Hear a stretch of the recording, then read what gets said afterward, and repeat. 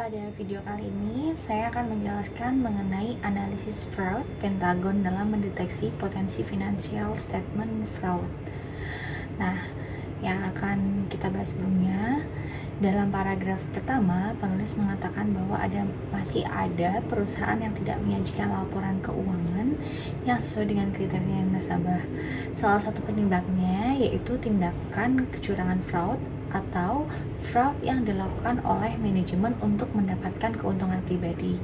Salah satu bukti bahwa ada kegagalan audit atas laporan keuangan, di sini fungsi auditor eksternal dinilai kurang maksimal karena belum mampu mendeteksi dan mencegah adanya kecurangan yang dilakukan oleh pihak manajemen. Menurut Association of Certificate Fraud Examiners atau ACFE tahun 2016, kecurangan merupakan tindakan penipuan atau kekeliruan yang dilakukan oleh seseorang atau badan yang mengetahui sesungguhnya bahwa kekeliruan dapat mengakibatkan timbulnya manfaat yang tidak baik kepada individu atau entitas pihak lain. Nah, untuk tujuan penelitian sendiri, ini bertujuan untuk mengkaji potensi kecurangan laporan keuangan berdasarkan teori dari fraud Pentagon. Nah, di sini bisa dilihat ya, ada kajian pustaka dan hipotesisnya. Kajian pustakanya yaitu teori agensi, yang kedua financial statement fraud, yang ketiga fraud Pentagon.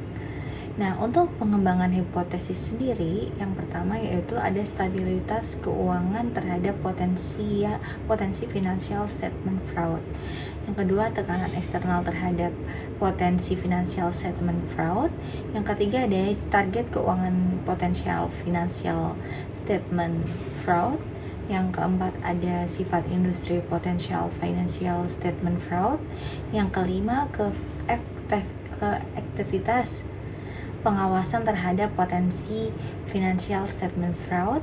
Yang keenam, ada pergantian auditor terhadap potensial financial statement fraud.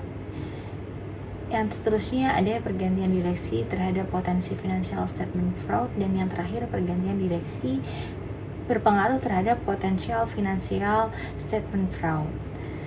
Nah, untuk metode penelitiannya sendiri, yang pertama yaitu ada populasi dan sampel. Pengambilan data dilakukan dengan metode purposive sampling. Yang kedua, definisi dan pengukuran variabel, yang itu dibagi menjadi dua ya, yaitu ada variabel dependent dan variabel independent. Kemudian untuk hasil pembahasannya bisa dilihat ya. Nah, yang pertama, stabilitas keuangan terhadap potensial yang tadi.